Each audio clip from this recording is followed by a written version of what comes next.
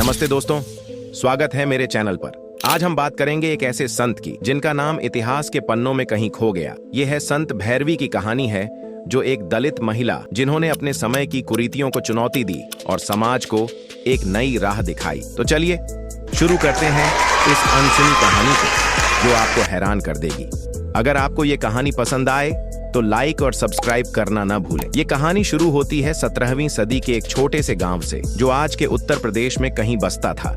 भैरवी का जन्म एक दलित परिवार में हुआ। उस समय समाज में जात पात का बोलबाला था। दलितों को मंदिर में घुसने की इजाजत नहीं थी, न ही उन्हें पढ़ने लिखने का हक था। भैरवी के पिता एक चर्मकार थे, जो जानवरों की खाल से जूते बनाते थे। लेकिन भैरवी के मन में कुछ और ही आग जल रही थी। छोटी उम्र से ही वो सवाल करती थी, क्यों हमें नीचा समझा जाता है? क्या हम इंसान नहीं हैं? गांव के लोग उसकी बातों को हंसी में उड़ा देते थे, लेकिन भैरवी ने ठान लिया था कि वो अपने जीवन को बदल कर दिखाएगी। एक दिन भैरवी गांव के बाहर जंगल में गई। वहां उसे एक बूढ़े साधु मिले, जो किसी जाति या धर्म से बंधे नहीं थे। साधु ने भैरवी से कहा, ईश्वर सब में बसता है, उसे मंदिरों में ढूंढने की जरूरत नहीं। ये बात भैरवी के दिल में उतर गई। उसने साधु से ध्यान और आत्मचिंतन सीखा। लौटकर भैरवी ने अपने गांव में लोगों को इकट्ठा करना शुरू किया। वो कहती थी, हमारी आत्मा में कोई भेद नहीं, ऊंच नीच सिर्फ मन का भ्रम है। उसकी बातें सुनकर दलित समुदाय में एक नई उम्मीद जगी। लेकिन गांव के ऊंची जाति के लोग नाराज हो गए।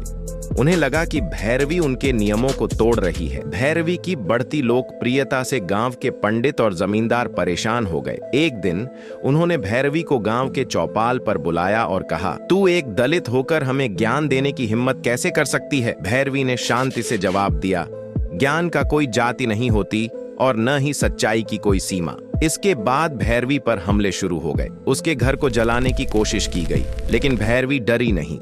उसने अपने अनुयायियों के साथ मिलकर एक छोटा सा आश्रम बनाया, जहां वो सबको एक साथ बैठाकर भक्ति और समानता की बातें सिखाती थी। उसका संदेश दूर दूर तक फैलने लगा। संत भैरवी की शिक्षाएं धीरे धीरे पूरे इलाके में फैल गईं।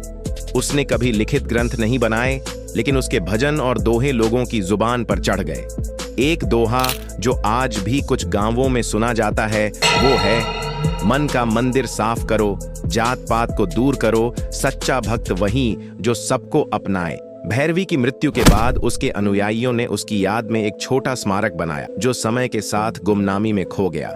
लेकिन उनकी बातें आज भी उन लोगों के दिलों में जिंदा हैं, जो समानता में यकीन रखते हैं। तो दोस्तों, ये थी संत भैरवी की कहानी।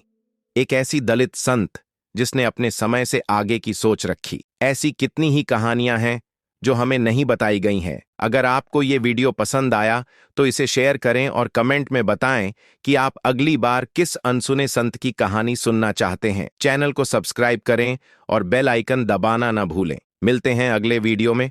नमस्ते।